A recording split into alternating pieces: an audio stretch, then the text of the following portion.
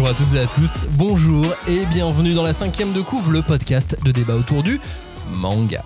Après nos 13 meilleures nouveautés manga de 2024, après nos coups de cœur perso de l'année passée, voici maintenant le top des rééditions et des classiques de ces 12 derniers mois. Je fais une grosse voix comme ça.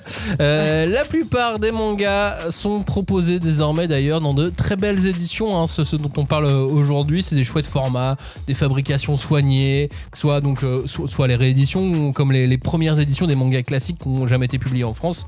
Donc voilà, tout le monde a beaucoup envie de parler de livres, je trouve. Maintenant qu'on a tous ces beaux bouquins sous la main, et souvent il y a des petites erreurs, des micro-erreurs par-ci par-là, et c'est pas grave, en soi on s'en fiche, mais dans l'intro de cette émission on voulait rapidement revenir sur le vocabulaire du livre. Le vocabulaire du livre. Non, sur quelques petits détails. Par exemple, la tranche, c'est quoi la tranche ? La tranche, c'est ce qui est tranché. Donc c'est les pages. Enfin c'est c'est de l'autre côté du dos. Donc c'est l'endroit où les pages ont été tranchées par le massicot. Le massicot qui est une lame qui coupe les pages. Donc en haut la tranche de tête. Voilà, tout à fait. En bas la tranche de queue. Ouais. Et au milieu la gouttière, la tranche de gouttière. Ouais, c'est ça. Oui, on peut appeler ça la gouttière. Après, la gouttière, ça peut être aussi le nom sans les couvertures cartonnées. C'est la petite rainure qu'il y a entre le dos et la première et la quatrième de couverture. Et je vous vois venir, il n'y a pas la tranche de cake. Non. Dans le livre. Il y a un manga qui s'appelle Cake. Ce serait la tranche de cake. Du coup, mais... Un livre du groupe. Les cakes. Ensuite, le dos, c'est quoi le dos ? Le dos, c'est ce qu'on appelle la tranche. Voilà, non, c'est le dos, c'est souvent ce que les gens appellent la tranche, parce que c'est vrai que je pense que c'est parce que ça fait des tranches en fait c'est souvent pour le cas des frises que les gens disent tranche, parce que je pense qu'ils ont en tête un espèce de gâteau coupé en tranches qui fait un dessin, tu vois. Des lamelles. Et en gros non, le dos c'est tout simplement l'endroit où le bloc intérieur, donc les pages, les cahiers de l'intérieur du livre sont reliés et collés et parfois cousus, donc c'est vraiment l'espèce c'est vraiment là où il y a le numéro. Là où il y a le numéro, le titre et le nom de l'auteur en général. La jaquette, ça c'est facile.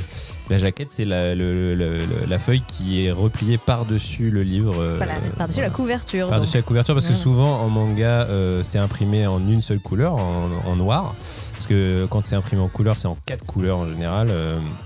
Le magenta, le cyan, le magenta, le cyan, le noir et le jaune qui peuvent virtuellement reproduire la quasi-totalité des couleurs du spectre. Et comme le manga est imprimé en général que en noir, et pour avoir de la couleur sur la couverture, on fait une feuille à part qu'on imprime en couleur. C'est souvent pour ça qu'il y a. C'était la saison des L5 ou des Link Up ? Non, pardon. Des quadricolores. Non, des. Je sais plus. Je sais plus non plus, ouais. Donc du coup, tu disais couverture. Couverture. C'est la couverture. Couverture, voilà, c'est le morceau de carton qui enveloppe les pages intérieures. Avec le plat. Voilà, le plat. Plat de couverture, c'est le devant. C'est aussi ce qu'on appelle la première de couve. La première de couverture. Alors le plat, pour être tout à fait précis, c'est la couverture aplatie. Donc c'est-à-dire que t'as la première de couverture, le dos et la quatrième de couverture. Tout ça, ça forme le plat de couverture. Quatrième donc qui arrive à la fin, et la cinquième de couverture, c'est ce qui arrive une fois que vous avez fini. C'est la meilleure émission d'Internet. Ce qui arrive une fois que vous avez fini le livre. Première de couve, cinquième de couve, on arrive juste après, dès que vous avez refermé. Achevé d'imprimer. L'achevé d'imprimer, c'est les crédits, quoi. C'est là où il y a en gros les informations légales, donc le copyright. Alors des fois il y a aussi des crédits de personnes qui ont bossé sur les livres, relecteurs, correcteurs. Moi ce que j'aime dans les glossaires comme ça autour du livre, c'est les vieux mots aussi. Parce qu'avant ça s'appelait le colophon. Ah oui, possible. Toujours. Et alors, si vous commencez à regarder des glossaires sur les vocabulaires du livre, vous avez des trucs incroyables. C'est comme les épreuves quand tu imprimes les pages avant que le livre soit imprimé pour faire des tests, si l'ancrage ou les repères sont bien faits, c'est les chromalins. Mais ça peut aussi s'appeler des GMG, mais parce qu'en fait, ça dépend de la marque enfin pas de papier, mais de système d'épreuvage qu'on utilise. Donc voilà, il y a plein de termes. Et pour finir, on l'a très peu dans le manga, mais j'ai espoir que ça arrive un jour sur les grosses éditions, le jaspage. Oui, le jaspage, c'est quand la tranche, pour le coup, si vous avez bien suivi, est imprimée. Donc ça peut être en couleur, en une seule couleur ou en un motif en plusieurs couleurs. Et comme ça, tu as des frises des deux côtés. Voilà, donc c'est beaucoup. Ça se fait vachement maintenant en littérature, genre young adulte et tout. Souvent ils font ça, le fantastique, la fantasy et tout. Ils font des très jolis jaspages, très très élaborés. En manga, ça se fait un peu, mais c'est souvent une seule couleur, quoi. Mais, Voilà, vous savez tout maintenant, ou presque. Non, vous savez pas tout. On a fait vraiment quelques mots pour faire ça en 3 minutes, mais en tout cas, si le sujet vous intéresse, n'hésitez pas. Si vous voulez parler marquage à chaud, vernis sélectif, embossage, tout ça. Oh là là. Bon, en tout cas, les rééditions, les classiques, on en a de plus en plus. Ah si, il y a un truc qu'on voit arriver dans le manga, c'est le signet. Le petit fil pour marquer les pages. Le signet, alors souvent qui est accompagné d'un tranche-fil. Alors le tranche-fil, c'est la petite couture qu'il y a par-dessus. C'est un embellissement, c'est un truc qui sert à rien. C'est vraiment un truc pour faire joli. C'est la petite couture de fil de couleur souvent qui est au niveau de justement là où le bloc est collé sur la couverture. Et le signet, c'est le petit, c'est souvent accroché au tranche-fil et c'est une espèce de languette un peu pour faire marque-page quoi. Promis, on arrête. Allez, c'est parti pour cette émission, cette 5e de coup spéciale réédition et classique. C'est le top de l'année 2024. C'est l'heure d'écouter le générique, on revient tout de suite. On ne pousse pas, s'il vous plaît. On ne pousse pas, c'est inutile. Le public n'est pas autorisé à assister aux épreuves éliminatoires. Moi, je crois que je pourrais être un très bon ninja. À quoi vous jouez? L'heure est grave, c'est pas le moment de faire les guignols. Mais on n'a rien d'autre à faire, on peut pas sortir. On va leur faire notre attaque secrète, l'attaque de la Tour Eiffel, ils vont rien comprendre. Et il faudra aussi parler des dessins animés, notamment des dessins animés japonais qui sont exécrables, qui sont terribles. Oh, les bâtards! Oh, this you crazy mother...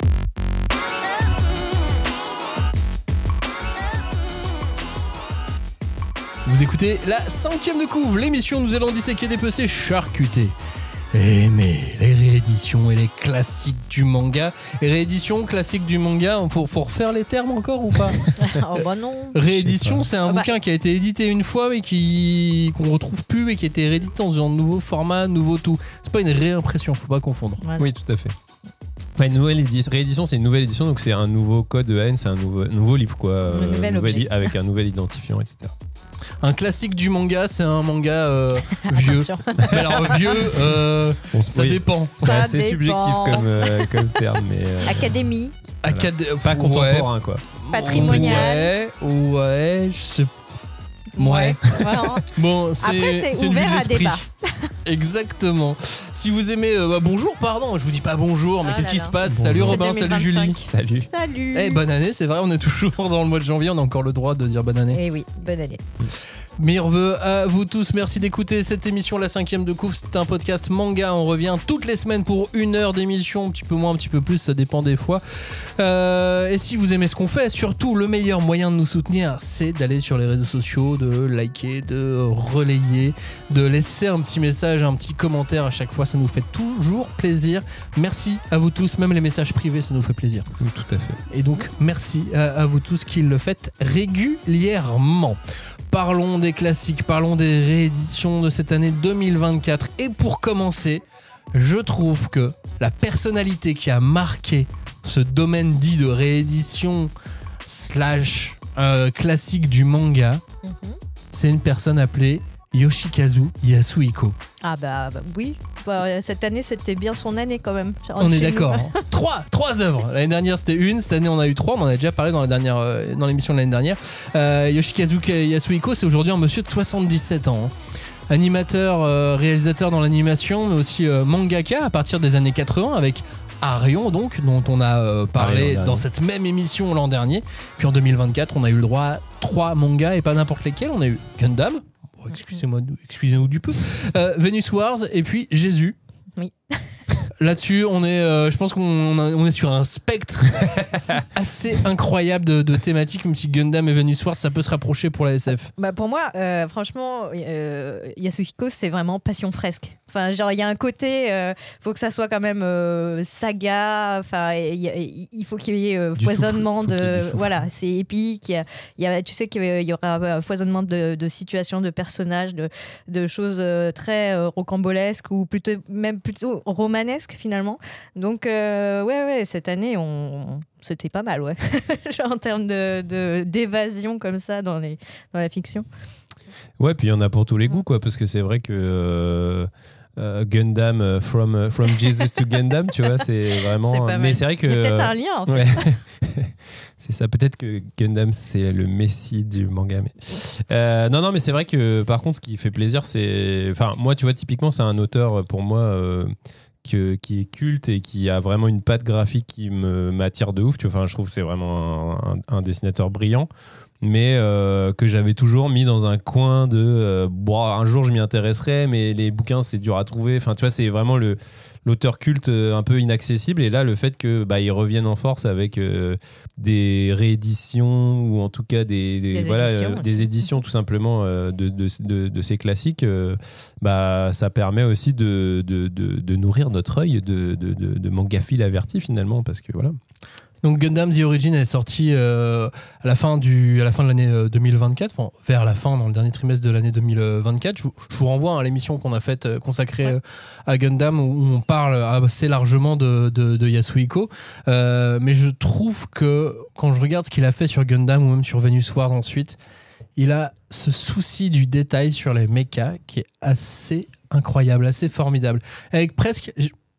Alors c'est une vue de l'esprit, c'est une vue de mon esprit, mais j'ai l'impression qu'il a une problématique du réalisme technique. Alors évidemment je sais pas si son robot techniquement il peut marcher, il peut fonctionner, c'est son méca, mais techniquement j'ai l'impression que ça a l'air vrai. Et je trouve qu'à partir de ce moment-là, je trouve qu'il a fait le boulot mais 10 fois. Et si on croit à cette vision futuriste, à cette technologie inventée, c'est gagné. Ouais, et je pense qu'en fait, moi, ce qui me frappe en général quand je regarde ces planches, quel que soit le genre auquel il se frotte, c'est que c'est vraiment un grand formaliste, quoi. C'est quelqu'un, comme tu as dit, là, il y a le souci du détail, mais je pense que c'est globalement, il faut que ce soit léché, il faut que ce soit fait sérieusement, tu vois. Il y a les compositions qui sont mais nickel, pour moi, c'est vraiment un dessinateur un peu, tu sais, même presque intimidant graphiquement. Je pense que quand tu es dessinateur et que tu regardes les planches de Yasuhiko, ça fait un peu peur de voir un mec aussi bon, quoi. Moi, je sais pas, c'est con de le dire comme ça, mais dans tous les niveaux, tu vois, genre déjà au moment d'Arion, ça se voit, tu vois, il y a un côté... tu sais, c'est ça, en plus il se frotte à la mythologie et tout, donc t'as l'impression de regarder un péplum en panacolor, je connais plus les termes cinématographiques, mais tu sais vraiment cette espèce de cinéma à l'ancienne, mais ultra beau et tout, et vraiment c'est pareil. B2000. C'est presque, on pourrait dire, c'est le Kubrick du manga, tu vois, tout est précis et super léché, référencé. Ouais, je mettrais Oshino aussi quand même dans le Kubrick du manga. Mais là c'est un peu évident. Mais ils peuvent faire un binôme, une mais équipe. C'est Kubrick aussi parce qu'il se frotte à des genres très différents les uns des autres aussi, tu vois, que ce soit tout en gardant sa propre grammaire et ses propres codes. Carrément, parce que c'est clair. Et puis l'influence, tu en parles, mais l'influence de la culture classique, je mets imaginez des guillemets devant le mot, autour du mot classique. Il l'a fait avec ses doigts. Donc Orion, et puis là sur Jésus, et il traite pas Jésus comme un messie, comme quelqu'un venu d'une religion précise. Il le traite de manière mythologique, historique. Je sais pas, c'est très clair quand je le dis comme ça. C'est pour ça, moi je citais les péplums, mais ouais, c'est comme Ben-Hur, quoi. Tu vois, Ben-Hur, c'est un péplum, un grand film qui parle de Jésus à un moment donné, tu vois, et pour moi ça s'inscrit un peu dans cet héritage là aussi, quoi. Ouais, puis tu vois l'influence de la peinture occidentale, et la peinture, évidemment, mais qui mélange avec son background à lui et ses 20 ans à l'époque, déjà 20 ans de carrière à l'époque, donc, et dans l'animation en plus, donc sur des choses quand même qui sont plus geek, plus otak. Tu mélanges ça à la culture, à la peinture occidentale, et quand tu regardes ce qu'il fait c'est incroyable ce qu'il a fait sur Jésus. Ouais, moi je veux juste voir Jésus dans un robot géant maintenant, mais après c'est un... J'achète. Non, mais après c'est toujours étonnant. Enfin, je me rappelle ce que j'avais dit l'an dernier à propos d'Arion, le fait que des auteurs d'Extrême-Orient japonais s'intéressent de façon si historique. Vraiment plus culturel. Le côté religion chrétienne, techniquement, ok, ils savent ce que c'est. On sait que la christianisation du Japon, ça a été un des enjeux majeurs aux alentours du XVIe siècle, XVIIe siècle. Mais en fait, la population n'a pas trop été imbibée, si j'ose dire, comme nous on l'a été depuis qu'on est enfant, et je suis toujours vraiment curieuse de voir comment les Japonais, en tout cas les auteurs japonais, font le travail de recouper la peinture, la musique, les différentes sources qu'ils ont à leur disposition pour restituer une histoire qui est finalement très éloignée d'eux. Et avec Yas, il y a un truc aussi, c'est la couleur.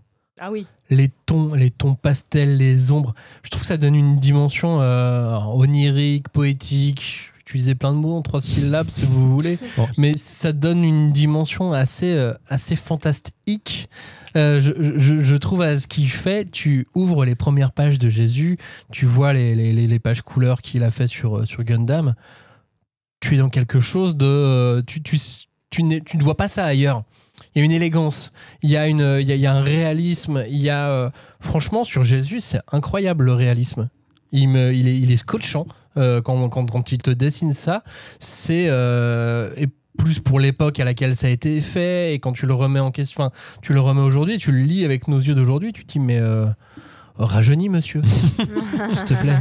Et fais-nous Jésus dans un méca. Non, mais après je pense que c'est aussi pour d'une certaine manière inscrire tous ces récits dans quelque chose de mythologique aussi quoi, et recréer une mythologie derrière. J'en sais rien, tu vois, mais oui, je pense qu'il y a un peu de cette démarche là malgré tout quoi. Alors moi, la théorie qui me vient à l'instant, c'est vraiment que il a compris que les humains, nous étions mous. Et nous avions besoin de choses pour nous structurer. Donc lui, il les met dans des gros mécas et hop, ça fait une structure, tu vois. Et psychiquement, c'est ce qu'on fait aussi, parce qu'on s'invente des concepts et tout pour essayer de canaliser toutes les émotions et les énergies qui nous traversent tout le temps. Donc, je sais pas. Qu'en pensez-vous? Que Jésus, il a une sorte de méca en bois, c'est juste pas pratique pour se déplacer, quoi. Mais... Ah oui, mais bon... Mais faut m'imaginer sur un truc monté en bois. Venus Wars, on n'en a pas parlé non plus, qui est aussi très très bien. Venus Wars comme Jésus sont édités aux éditions Nabad. Venus Wars, c'est marrant parce que je trouve que c'est du daté intemporel. Vous voyez ce que je veux dire? Je vois que c'est daté. Et en même temps, je suis pas choqué. Arion, il y avait ça un peu aussi, et c'est vrai qu'au final, en fait, je pense que c'est un peu comme. Je vais encore une fois faire une analogie avec le cinéma, mais tu sais, c'est comme quand tu vas regarder un vieux film, tu vois, genre un vieux Kubrick ou un vieux Hitchcock et tout. Et tu vas toujours avoir une espèce d'appréhension en te disant c'est quand même vieux, tu vois, et tout. Et là, il y a quand même malgré tout une esthétique qui n'est plus en phase vraiment avec les codes d'aujourd'hui, quoi. Mais quand tu rentres dedans, c'est d'une fluidité imparable, et en plus c'est tellement beau, encore une fois, d'un point de vue formel, que je trouve que cet a priori que tu pourrais avoir au début, tu l'oublies assez vite, en fait. Ouais, puis il y a de l'identité, il y a de la sophistication, et on oublie souvent aussi, je dis depuis le début, c'est beau, les couleurs, tout est beau. La narration. C'est ça, ça reste, c'est fluide de ouf, en fait, je trouve que, tu vois. C'est ça qui m'avait le plus impressionné, je pense. Donc voilà, cette année, si vous ne l'avez pas fait encore en 2024-2025 est fait pour vous, intéressez-vous à Yoshikazu Yasuhiko, que ce soit avec Gundam The Origin, Venus Wars ou Jésus. Elle aussi sur la narration, elle se place bien comme il faut. Là aussi sur la sophistication également, sur l'identité. On vous parle encore de Moto Hagio. On en a aussi parlé l'année dernière, mais à un moment donné, on est obligé sur ces émissions de revenir sur des piliers du manga. Et Moto Hagio en fait partie. Les publications continuent en France pour notre plus grand plaisir. Donc après le Clan des Pôles, les éditeurs français proposent du travail à Moto Hagio dans les publications cette année. Notamment suite à sa venue lors du festival d'Angoulême 2024, on en a parlé aussi, et cette année on a donc eu le droit à Barbara, à Léo et une double anthologie de la rêverie et de l'humain. Oui, écoute, c'est intéressant parce que après Akata avait annoncé d'autres titres dès début 2024 qui malheureusement n'ont pas pu être concrétisés au cours de l'année. Mais qui vont arriver en 2025. Voilà, mais et en fait c'est parce que j'avais entendu l'éditeur français dire à quel point c'était difficile en fait de traiter avec certains éditeurs japonais, parce que même si les auteurs, et notamment Moto Hagio qui est quand même connu pour archiver beaucoup son travail, et donc elle a techniquement tout gardé de ses œuvres, même si ça date d'il y a très longtemps maintenant. En fait, comme on est obligé, le protocole veut que ce sont les éditeurs qui négocient entre eux, des fois ça prend du temps, quoi. Voilà, et c'est un peu difficile, et moi je chapeau bas pour tous les éditeurs qui se lancent justement dans le fait de ressortir comme ça des œuvres qui sont maintenant anciennes et de partir à la chasse au matériel. Parce que là, c'est le cas pour Akata, mais c'était aussi le cas pour Naban quand on parlait d'Ias juste avant. Quoi. Oui, donc je les englobe tous quand je dis ça. Et puis, non, ce qui est intéressant pour Moto Hagio, c'est que je pense, c'est pas tant lié à la réédition, mais c'est aussi lié à sa venue à Angoulême, que le public est peut-être de plus en plus attentif aux autrices de sa génération. On a vu qu'il y avait d'autres autrices des années 70, 80, voire même la fin des années 60, qui commençaient à être éditées chez nous. Donc il y a Fuyumi Soryo avec Mars, avec Fusako Kuramochi avec A-Girl, ou même Waki Yamato avec le Genji, tout ça. Donc j'aimerais croire que voilà, on va arriver encore à découvrir de plus en plus ces autrices qui, on l'entend manquer. Enfin, je pense, comment dire, c'est bizarre d'expliquer un manque par le fait qu'on n'était pas conscient qu'il nous manquait tout ça. Donc, alors que finalement, ça apporte beaucoup, je trouve, à la compréhension du manga actuel. Ouais, mais je pense de toute façon, c'est une dynamique. C'est vrai qu'Angoulême se fait un peu l'écho de tout ça, mais tu sens déjà depuis quelques années qu'il y a une démarche vraiment. Alors, je sais pas si c'est vis-à-vis du point de vue du festival, mais en tout cas, dans l'écosystème bande dessinée, globalement, de reconnaître les autrices au sens large, tu vois. Donc, les mangaka, autrices de manga.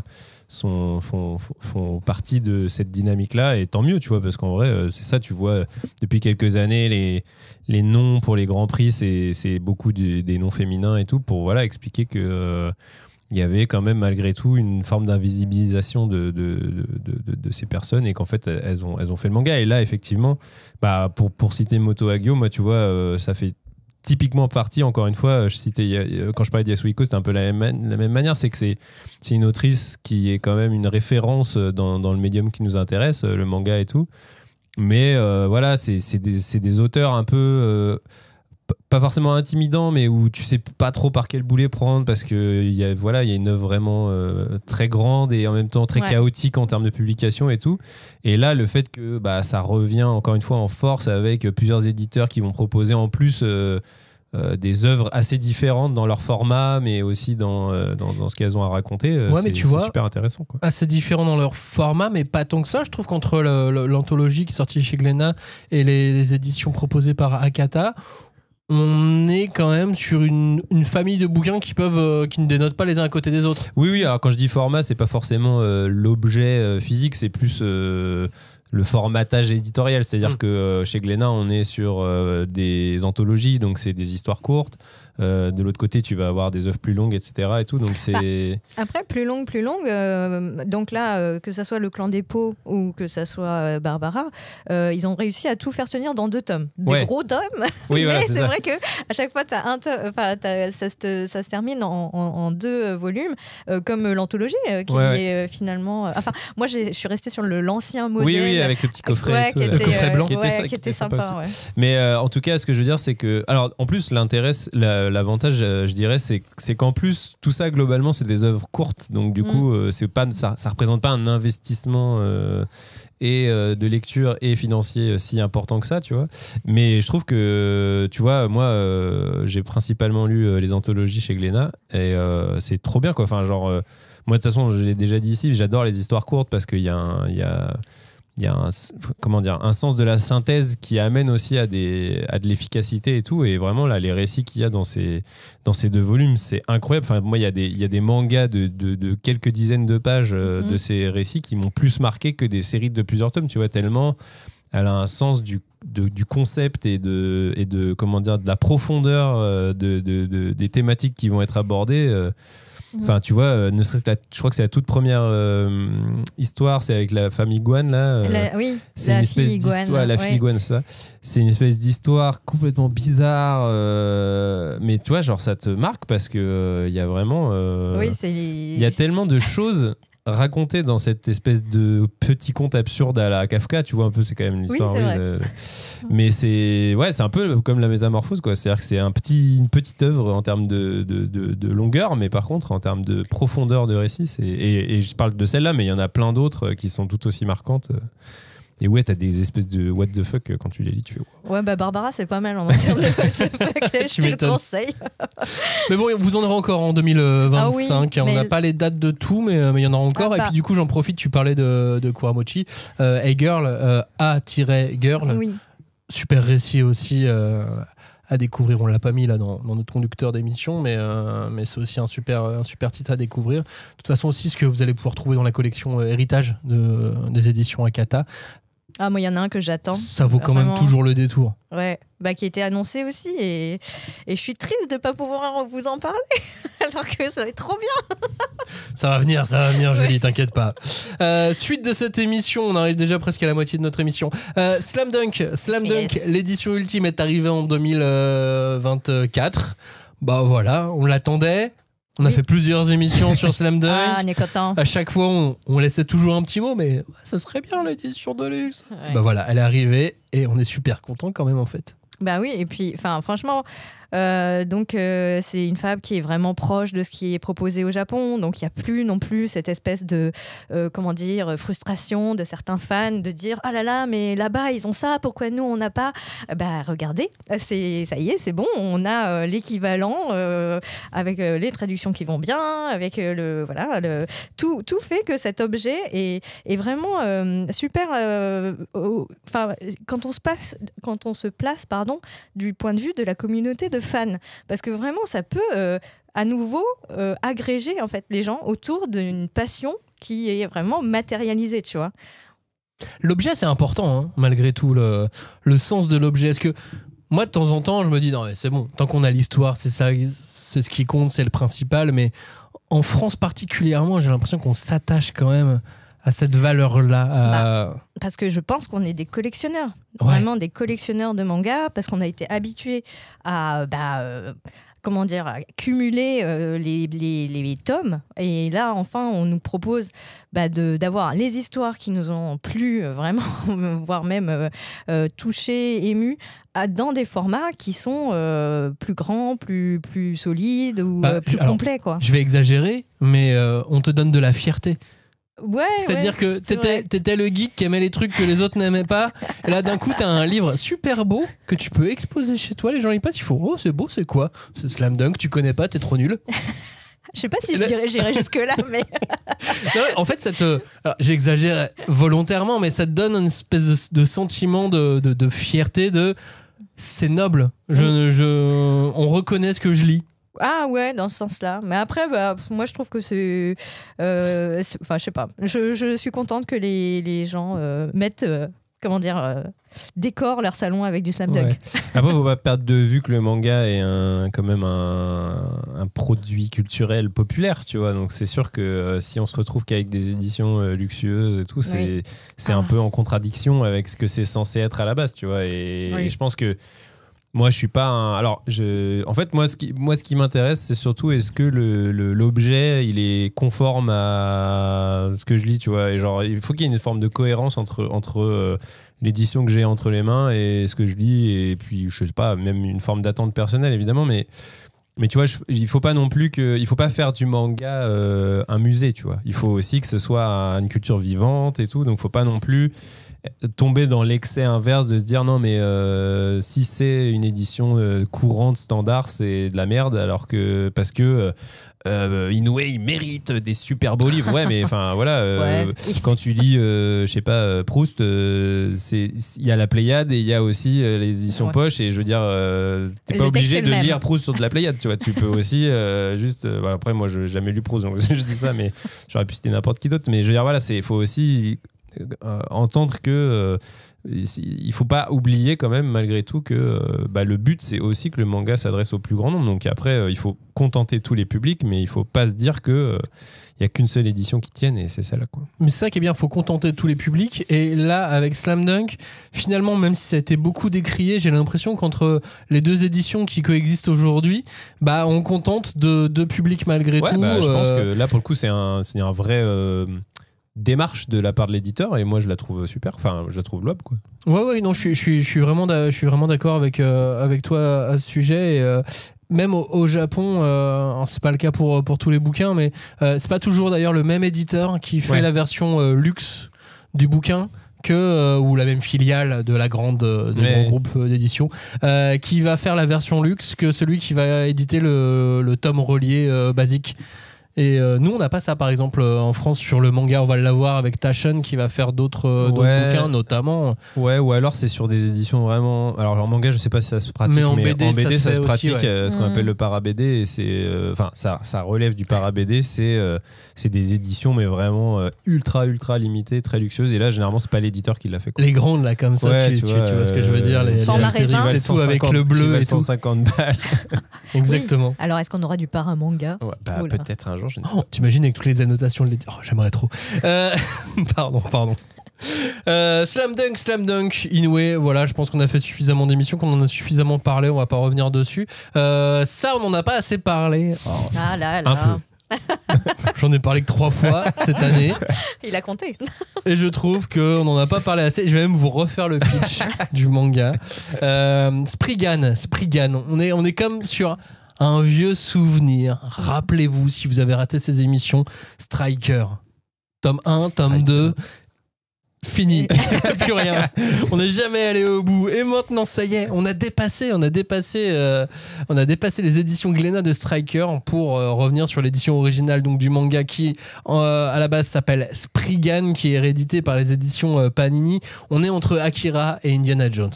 Ouais, c'est pas mal. Le chemin est long, mais on est dans ces eaux-là. Spriggan, c'est l'histoire de Yu Minae. Il est âgé de 16 ans, c'est le héros de l'histoire, et il effectue des missions de Spriggan équipé d'une armure de renforcement qui le rend quasi invincible. Mais il évolue dans un monde qui est semé d'embûches, comme dirait Johnny.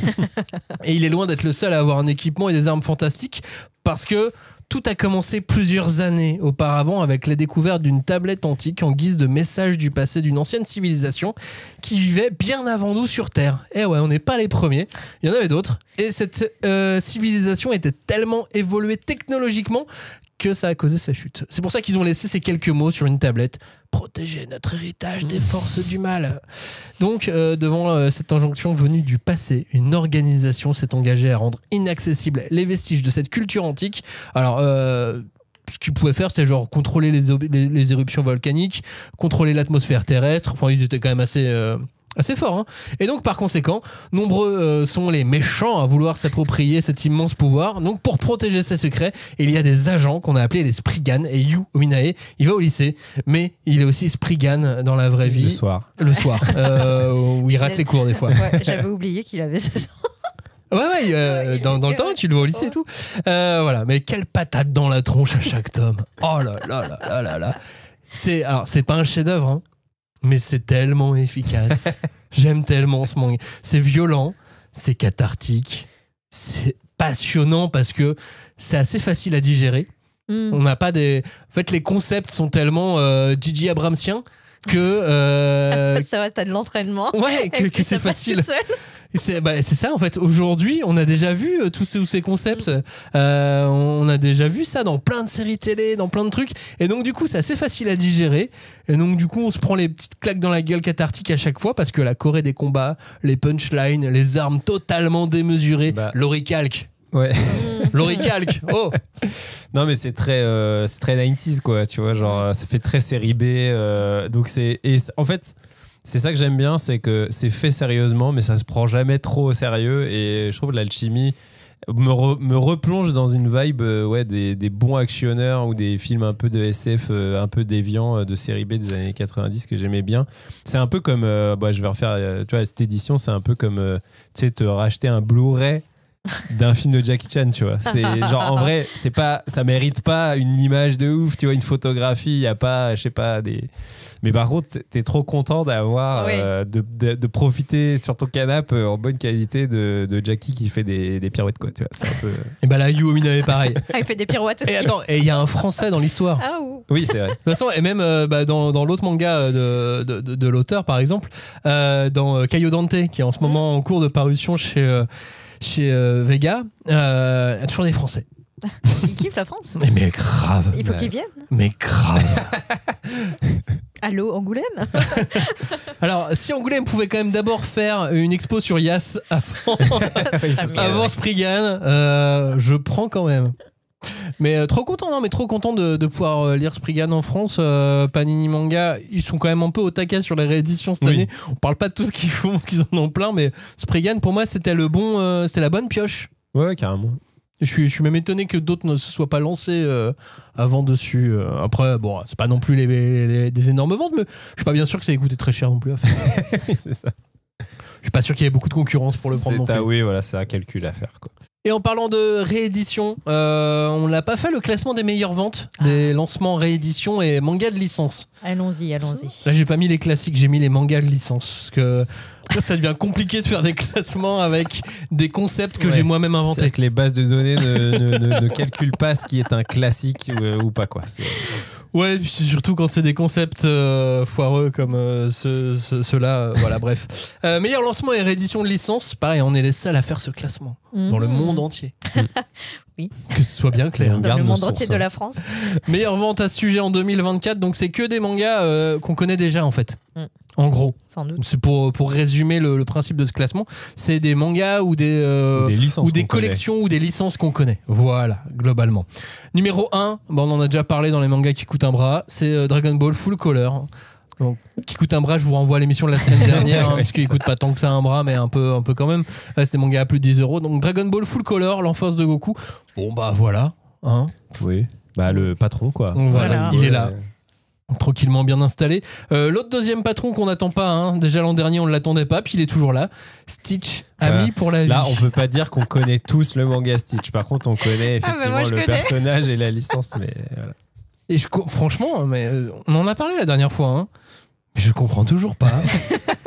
C'est quoi le move autour de Stitch? Et je suis allé au Disney Village il y a pas très longtemps. Ce Disney Village, c'est la partie avant Disneyland Paris, à Marne-la-Vallée. Il y avait des trucs Stitch dans tous les magasins. Mais qu'est-ce qui se passe? Il y a le côté un peu mascotte. Ouais, quoi. c'est ça, c'est un Pokémon, quoi. C'est le Pokémon de Disney. Non, mais il y a une mode Stitch qui avait c'est le pas Pikachu avant. de Disney. Il y a une nouvelle, une folie Stitch. Une folie Stitch. C'est pas mal. Numéro 3 de ce top, Boruto to Blue Vortex, évidemment. Oui. Comment ne pas le voir dans le top 5. Numéro 4, le papa Naruto Sasuke Retsuden, enfin le tonton du coup, le parent. Oui. Naruto Sasuke Retsuden, bah oui, parce que c'est Sasuke qui est le héros de l'histoire. Numéro 5, c'est pour toi Robin, Dark Souls Redemption. La force de la roulade. Et la force de Dark Souls, ouais, c'est incroyable. Hein. Numéro 6, on en parlait il y a quelques instants, Slam Dunk, la réédition. Très bonne vente également pour Carnage qui arrive juste ensuite dans la collection Junji Ito. Ensuite arrive manga de sport IQ, les As du volet, la Smash édition. Pour le manga de basket, ils ont fait la Dunk édition, je crois. 9e, le patron est toujours là. Première place et 9e place, c'est Sandland. Évidemment. Très cool, franchement. Mais il est tellement bien ce manga. Cette édition, elle est dédicace à Joe. Dédicace à Joe parce qu'il avait confondu. Ah oui, parce qu'il avait confondu. Non, Sandland et Land, exactement. Et 10e, Tokyo Revengers, Letter from Keisuke Baji, le spin-off le tome spin-off de Tokyo Revengers. Reprenons notre fil des sorties et rééditions des classiques de cette année 2024. Et là, on a les deux. On a une réédition et un classique avec le travail de Monsieur Kurumada. Kurumada, c'est l'auteur de Senseiya. Et c'est aussi l'auteur donc, de Kojiro du clan Fuma, qui a été publié cette année également aux éditions Naban dont on parlait en début de podcast. Senseiya, ça a débuté en 1986. Jusque-là, vous me suivez ? Il y a eu le succès qu'on connaît aujourd'hui, les Chevaliers du Zodiaque, Bernard Minet, tout ça. Ça, on est bon. Mais Masami Kurumada a d'abord connu le succès dans le Weekly Shonen Jump avec un manga qui s'appelle Ring Nikakero à la fin des années 70. Ça, c'était un manga de boxe sur 26 tomes. Ouais, il enchaîne avec Kurumada. Puis donc, arrive l'année 1982. Très très belle année. Ma naissance. Et à ce moment-là, Kurumada, il tente le doublé avec Kojiro du clan Fuma sur les bases de Ring Nikakero, mais dans un univers de ninja. Donc là, on plonge dans une guerre de clans dont le but est de posséder les 10 sabres sacrés qui permettent, dit-on, de gouverner le monde. Non, mais ça claque, dit comme ça. Franchement, ça classe. Tu remplaces les sabres par des armures de couleurs et de matériaux différents. On est en 1982, Robin. Garde bien ça en tête. Et donc, c'est un carton plein au Japon. La série s'est retrouvée en tête du classement du magazine, du Weekly Shonen Jump. Mais sauf qu'il y a un drame familial qui va faire plonger Kurumada. Et il a dû quitter Tokyo pour rejoindre sa famille. Il a essayé de continuer à dessiner, mais bon, il avait d'autres préoccupations à ce moment-là. Donc le manga s'est un peu clôturé précipitamment. Et il a ensuite enchaîné, un peu après, avec Senseiya, et donc le succès qu'on connaît aujourd'hui. Puis il y a eu BTX, que les anciens connaissent, évidemment. Et donc en 2019, pour l'édition Deluxe de Kojiro du clan Fuma au Japon, l'auteur a dessiné des chapitres complémentaires pour améliorer la fin. Et c'est cette édition-là qui est publiée en France. Ça fait un énorme bottin. Je pense que c'est un de mes plus gros bouquins de mes plus gros mangas. Ok. Il fait partie, en tout cas, il est top 5. D'accord. Parce qu'il y a Baby Cart.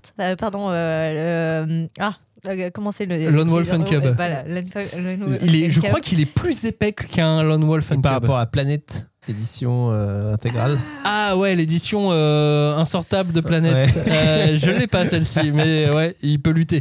Je pense qu'elle était pas mal. Ouais, je pense qu'il peut lutter.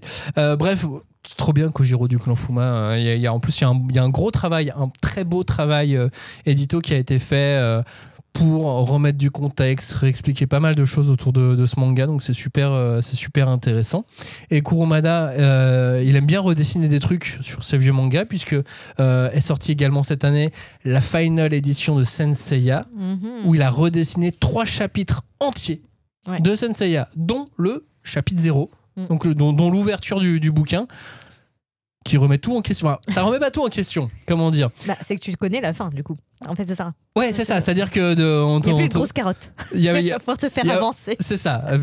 Tu sais des choses sur fait Colombo, quoi. C'est un épisode de Colombo. C'est un peu un épisode de Colombo, exactement. C'est ça. En gros, tu te doutes de la fin, de qui dirige le complot, etc. au sanctuaire, mais tu ne le sais pas depuis le début. Tu ne le sais pas avec assurance. Là, on te le dit tout de suite. Ok. Ouais, Colombo. Et voilà, chapitre 0. Donc il a décidé de faire ça, c'est trop bien. Et puis il a fait deux autres chapitres. Mais c'est marrant, moi je trouve ces auteurs là comme ça qui décident de revenir sur leurs œuvres des années plus tard et qui disent oh non je complète, allez. Après, c'est pas plus mal parce qu'on sait qu'ils les ont fait dans des conditions qui n'étaient pas optimales, on va dire. Hein. Ils étaient toujours pressés par le temps avec leurs éditeurs, leurs tantos sur le dos qui les menaçaient physiquement s'ils ne rendaient pas leur planche à temps et tout. Non, mais je dis ça en rigolant, mais effectivement, je pense que si tu vois en plus tout le chemin parcouru et que tu as l'occasion d'améliorer ou de comment dire réparer certaines choses, pourquoi pas quoi, allons-y. Ouais, puis du coup ça veut dire vraiment que au fond d'eux ils aiment encore ces œuvres là, parce que tu peux avoir plein d'auteurs aussi qui se disent bon c'est bon, ça c'est une partie de ma vie que j'ai envie d'oublier, tu vois, je sais pas, mais là comme toi, quoi la torture finalement ils ont oublié. Ça peut, tu peux y prendre goût. Kurumada, donc cette année sorti Kojiro du clan Fuma aux éditions Naban, Senseiya aux éditions Kana. Autre réédition qui a marqué l'année, ou notre année en tout cas, c'est Rave. Est-ce que Rave est toujours groovy?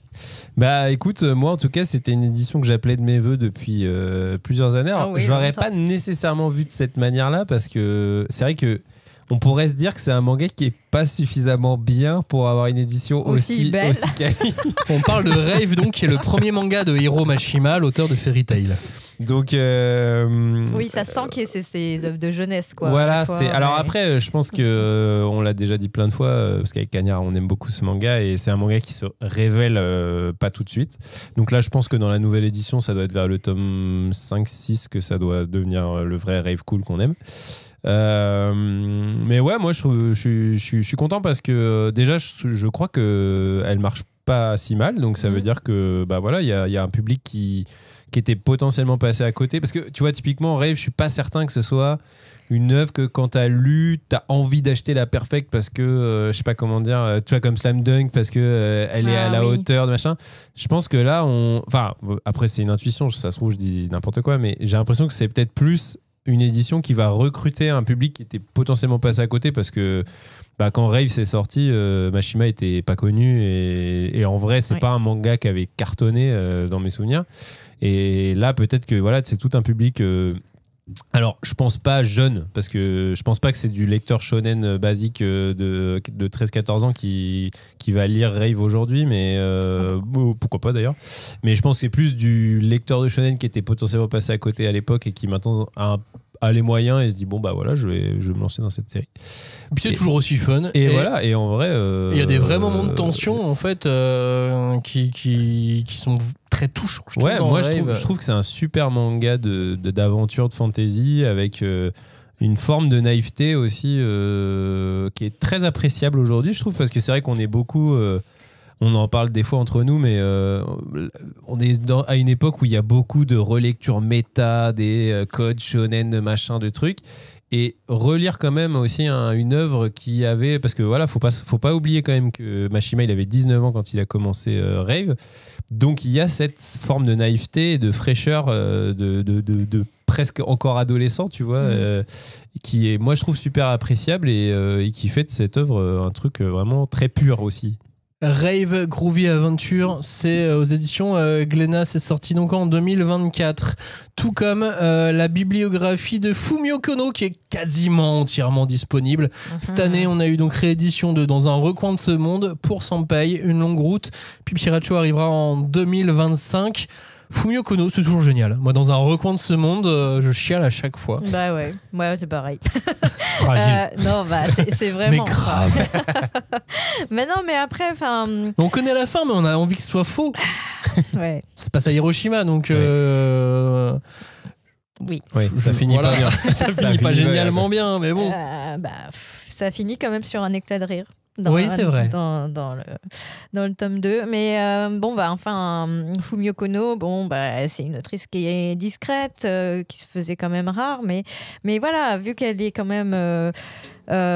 l'autrice qui a apporté des témoignages sur notamment tout ce qui est la catastrophe de la bombe atomique, Hiroshima, et donc parce qu'elle y a consacré deux séries, enfin même si elles sont très courtes, hein, donc il y a Le Pays des cerisiers qui était sorti il y a plus longtemps, et Dans un recoin de ce monde, donc qui est ressorti cette année, et en fait que ça soit sur le fond ou sur la forme, c'est vraiment des œuvres qui témoignent, j'insiste sur ce mot, de ce que la fiction peut apporter à la compréhension de réalités historiques qui sont vraiment très difficiles et parfois très lointaines pour nous qui vivons en 2025.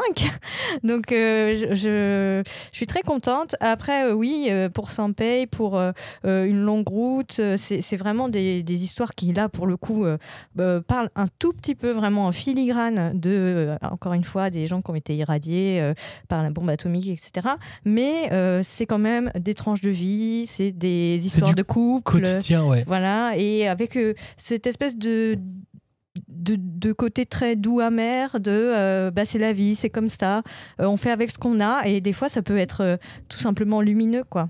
Entre la fiction et le documentaire, je vous souvenez la semaine dernière sur nos coups de cœur, je vous parlais d'un manga qui s'appelle Losers, chronique d'un magazine légendaire qui narre l'histoire du magazine Manga Action. Ce manga Losers, il commence par cette incroyable histoire de cette autrice qui nous parle de Hiroshima et qui se retrouve avec sa petite histoire dans Manga Action adaptée au cinéma. Et il s'agit de Fumio Kono pour Dans un recoin de ce monde, parce que Dans un recoin de ce monde, c'était prépublié dans ce magazine Manga Action. Waouh. Et ça devient métal. Tout est lié. Ah bah on laisse rien au hasard. Là, c'est travaillé tout ça. Tout est lié. Manga Action, dans lequel on trouvait Lone Wolf Cub, dont on parlait il y a quelques instants, dans lequel on pouvait lire tout un tas de Lupin the Third, évidemment. Bref, voilà, tout est bouclé. Donc Fumio Kono, quasiment toute sa biblio est disponible. Donc regardez. Je ne vous dis, en fait, il y a plein d'histoires, c'est du quotidien. On est sur des choses qui peuvent être assez tristes, d'autres un petit peu moins. Donc il y en a vraiment pour tous les goûts, je trouve, dans sa biblio. Ouais, complètement. Ensuite, cette année, on a remarqué un autre truc. C'est que Crunchyroll s'est lâché sur des rééditions. Ils en ont fait 3 quand même dans l'année. On n'avait jamais trop vu avant. Et là, cette année, on sent que c'était le moment où il fallait en refaire. Mais après, j'ai réfléchi à un autre truc. Donc cette année, Crunchyroll a réédité le manga Haikyuu, le manga Promised Neverland et Kuroko's Basket. Ça semble être, je sais pas, du contemporain, mais j'ai envie de dire des classiques contemporains. On les cite maintenant. Il aime bien un classique. Ouais, évidemment, je leur casse comme ça. Mais tu sais, c'est des mangas où on les a un petit peu autour de nous. On sait que c'est acquis, beaucoup l'ont lu. Un point, c'est tout. Mais en fait, on oublie un truc de fou avec ces titres. C'est que par rapport au moment où ils sont sortis, on a doublé le nombre de mangas vendus en France. Donc, techniquement, plus ou moins, on a doublé le nombre de lecteurs de manga en France par rapport à la sortie des tomes 1. Il faut nourrir toutes ces personnes. Kuroko's Basket, c'est 2012 le premier tome en France. Ça fait mal. T'as l'impression de prendre 13 ans d'un coup là. Ouais, bam. Haikyuu, c'est récent ou pas, 2014. Aïe. Ça fait mal. Promised Neverland, c'est tout récent ça. On est d'accord. Bah, en tout cas, le podcast existait, ça c'est sûr. Le podcast existait, c'est 2018. Attends, 2018, déjà, il y a presque 7 ans. Bah, c'est l'ère pré-Covid, donc c'est déjà une ère ancienne. Hein, C'est incroyable quand même.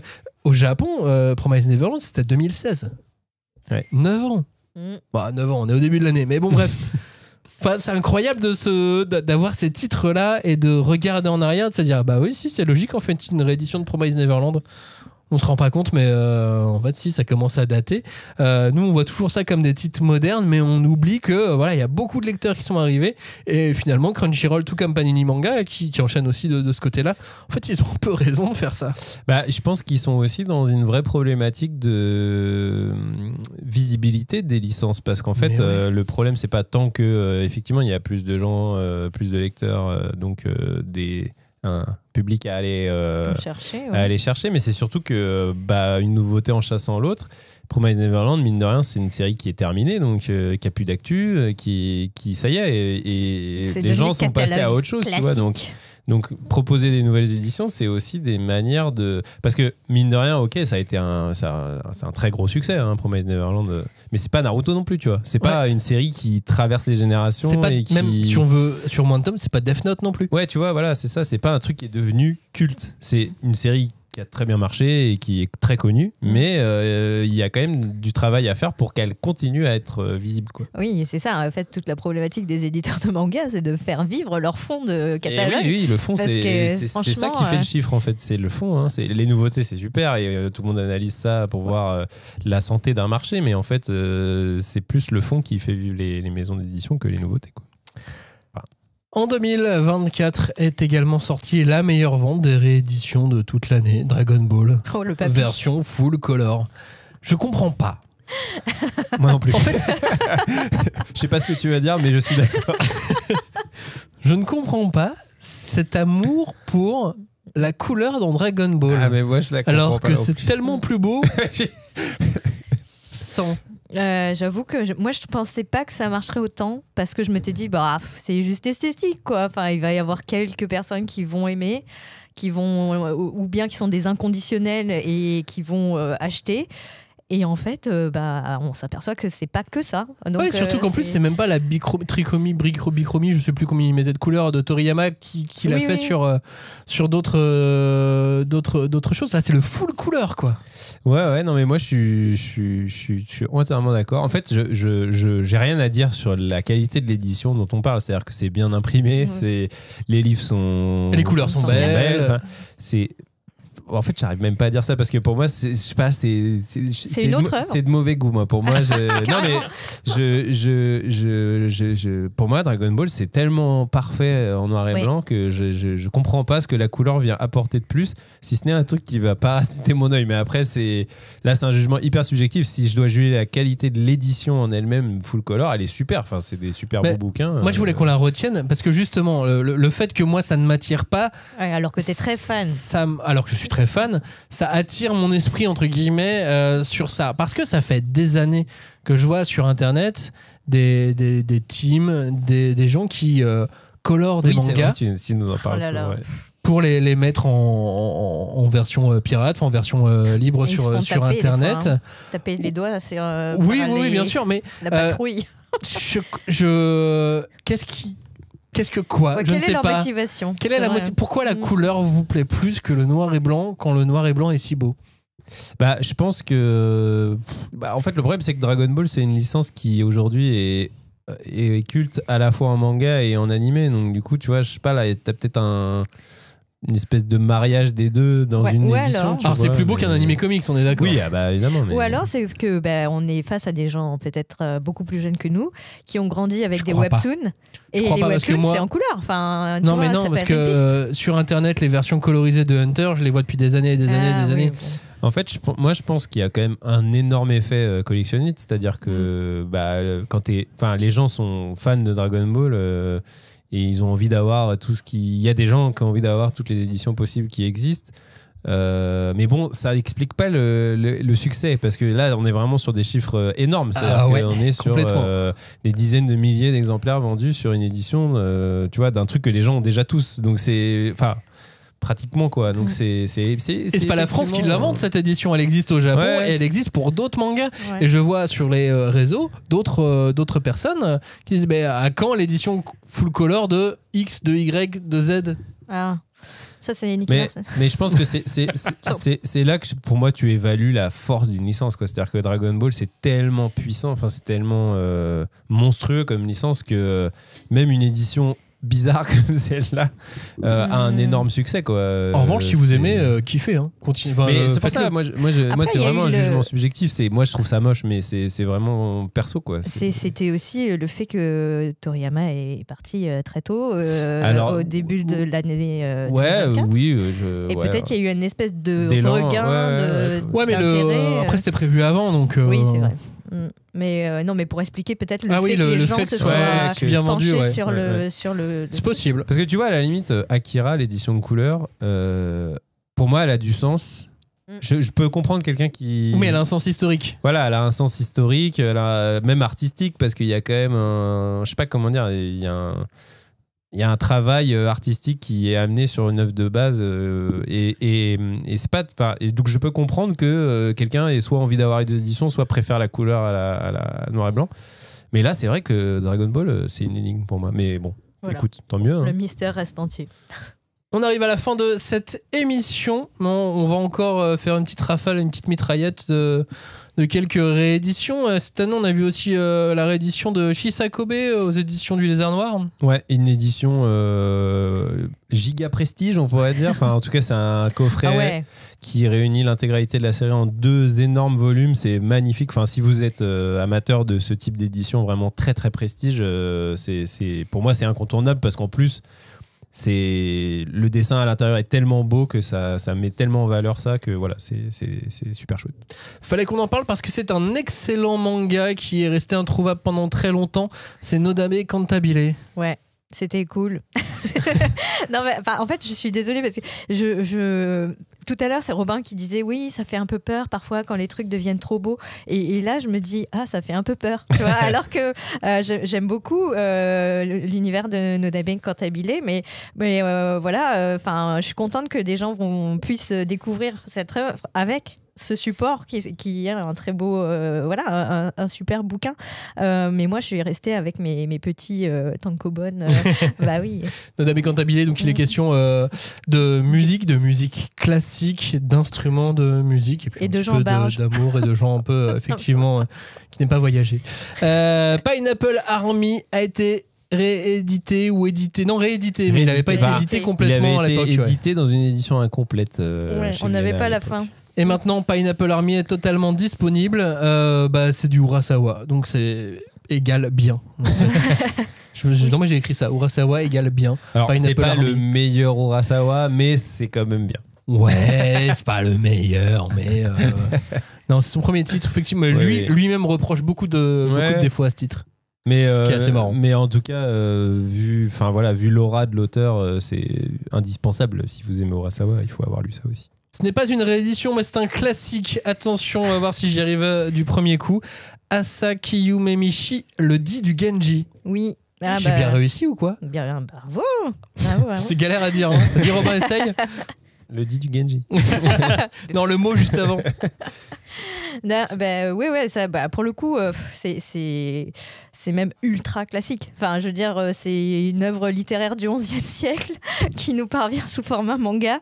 Je pense que si vous aimez le Japon ou si vous connaissez des personnes qui sont fascinées par l'histoire du Japon, déjà elles connaissent de loin ou de près le dit du Genji, et là c'est une nouvelle façon d'entrer dans cet univers d'intrigues de cour, de séduction, de poésie. C'est très très complet. On va dire c'est prévu en 7 tomes, donc faut s'accrocher parce que c'est quand même 70 ans de la vie du prince Genji, de toutes ses conquêtes amoureuses et des histoires de ses enfants illégitimes. Et tu vois, par exemple, il y a un manga qui est très populaire en ce moment en France, qui est Les Carnets de l'apothicaire. C'est une version moins moderne. C'est surtout l'ancêtre des Carnets de l'apothicaire. Et après, il y a un énorme travail sur la langue, sur les costumes, sur les manières de cours. Enfin, c'est vraiment très, très bien documenté. Et c'est une façon peut-être aussi d'appréhender cette culture japonaise, on va dire, antique, un peu plus classique, qui en fait, on est en contact avec ce genre de culture seulement si on fait des études poussées sur le Japon ou sur l'histoire. Donc là, c'est accessible à tout le monde dans une librairie.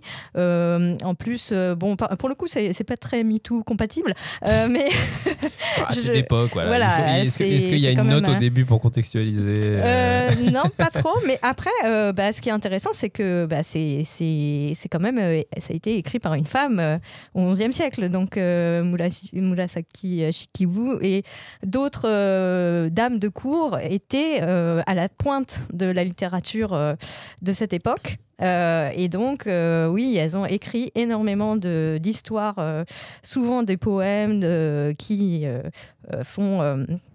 des poèmes qui parlent donc des intrigues de cour, etc., qui sont le socle de beaucoup d'œuvres qui nous paraissent plus banales aujourd'hui, quoi. Donc, le dit du Genji, Asaki Yumemichi, si un manga a été cité dans cette émission et vous n'avez pas réussi à noter le nom, vous savez qu'on a un blog qui s'appelle la5e-de-couvre.fr. Normalement, dans les articles de chacune des émissions, on vous met la liste des mangas sur ce genre d'émission. Pas sur toutes les émissions, mais sur ce genre d'émission, on le fait assez sérieusement. Donc allez-y, la 5e de couvre, pas la 5e EME. Hein. C'est 5e, 5e. La 5e-de-couvre.fr. Est-ce que vous avez un petit mot de la fin au sujet de cette année de réédition et de classiques ?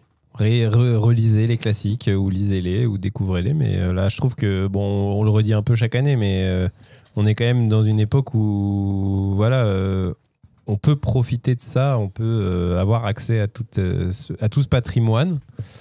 Profitons-en. Ouais. Moi j'avais dit l'an dernier que 2024 ça allait être l'année où on allait enfin comprendre que le manga n'avait pas de limite, que vraiment on pouvait découvrir tout un tas de choses. Donc je pense que c'est pas mal, hein. On a vu on a fait plusieurs tops là au début de l'année pour prendre une espèce de petit instantané de ce qui se passe, et je pense que l'année qui va commencer là, qui vient de commencer, va aussi nous confirmer que il y a plein de trucs chouettes à découvrir dans le manga ou à redécouvrir avec les rééditions, quoi. SPP Spriggan, entre Akira et Indiana Jones. C'est ça ta conclusion. Retenez ça et puis lisez Yoshikazu Yasuhiko. Lisez Moto Hagio, lisez Kurumada, lisez Slam Dunk, lisez Rave, lisez Fumio Kono. Nodame Cantabile. Lisez Nodame Cantabile, lisez Dragon Ball en noir et blanc. Merci d'avoir écouté cette émission. Merci de nous avoir suivis. On se retrouve la semaine prochaine pour parler de ce qui nous attend en 2025. Ça y est, on regarde du passé. On arrête de regarder derrière nous. C'est bon. Merci de nous avoir écoutés. Ciao. Salut. Merci. Salut.